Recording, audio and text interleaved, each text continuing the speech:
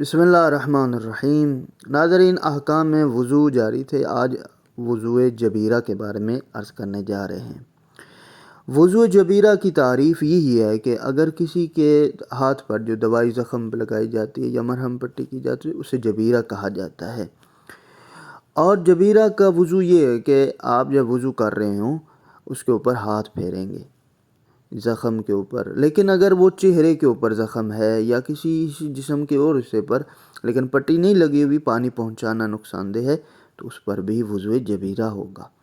اسی طرح اگر ہاتھ پہ پٹی باندھی ہے اور آپ کو ممکن نہیں ہو اس کو اتارنا، پھر بھی اسی حالت میں وضو کر سکتے ہیں، اس میں کوئی حرج نہیں ہے۔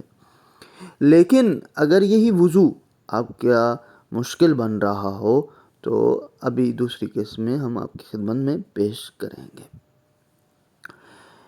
تو وضو جبیرہ کرنے سے پہلے اگر آپ کو یقین ہے اس بات کا کہ وقت بھی ہے اور کہ آخر وقت تک اس پٹی کو اتار سکتے ہیں یا وہ زخم ہے ٹھیک ہو جائے گا، تو آپ انتظار کریں آخر وقت تک تاکہ وہ وضو کر کے پھر نماز پڑھیں۔